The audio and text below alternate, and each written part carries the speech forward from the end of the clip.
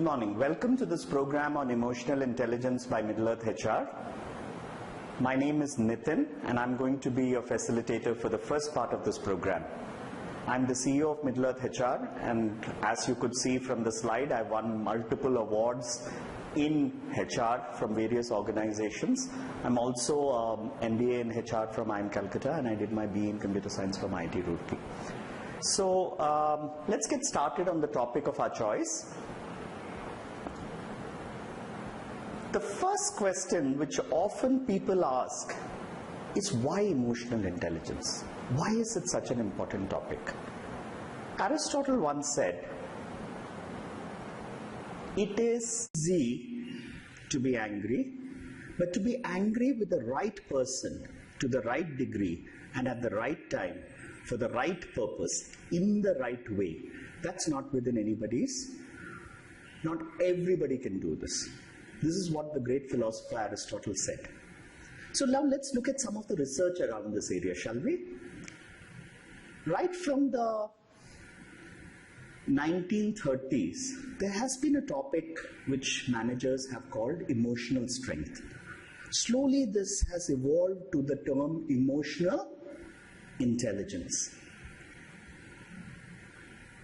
One of the great pioneers of emotional intelligence is Daniel Goldman. He actually tried to measure how much is the impact of IQ and how much is the impact of EQ. What he said was IQ affects you only up to 20%.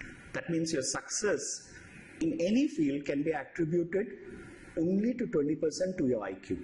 But a huge 80% depends on your EQ. Let's say you're a manager in any organization. You have to get the work done by others.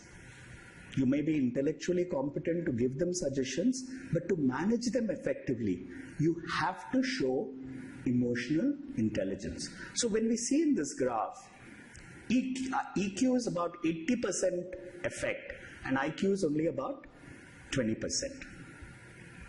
Let's go a little further, shall we, and see what some of the other studies have said.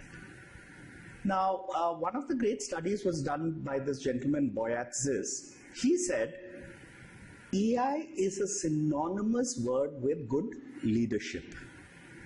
Areas like empathy, understanding how to deal with others, having a certain degree of self-confidence in the way you treat others and the way you behave, and self-awareness about your own emotions are the core underpinning of a visionary leader.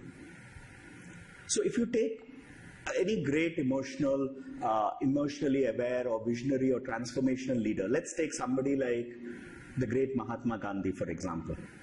What do you think was his ability? Was he an intellectual giant?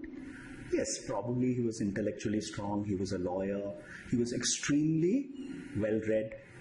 But more than anything else was his ability, his own self-awareness, his own confidence, his own area of showing empathy to various sections of the people that made him a beloved leader and helped him transform a country. So, to summarize, why is it important for an organization to have emotionally intelligent leaders? The first fact is, the rules of work are transforming. Today, you're not having workers who are doing mundane, industrial, labor type of jobs. You are having knowledge workers. If you go to an IT company, tell me how many people are working on, physical labor. Probably your answer would be none. How many people are working on intellectual labor? Knowledge workers. Probably 100% of the people. So the rules of work are changing. The impact of this is that we also have to change in the way we deal with others. If you are one of the leaders in your organization, the way you treat others is going to be the secret for your long-term success.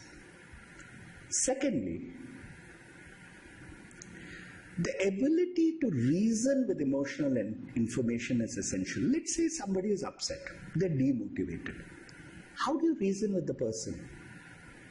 You can address him with your intellectual powers, but that's not effective. The key thing is to reason with him with his emotions or her emotions and deal with the person effectively so that you can motivate them and carry them along with you.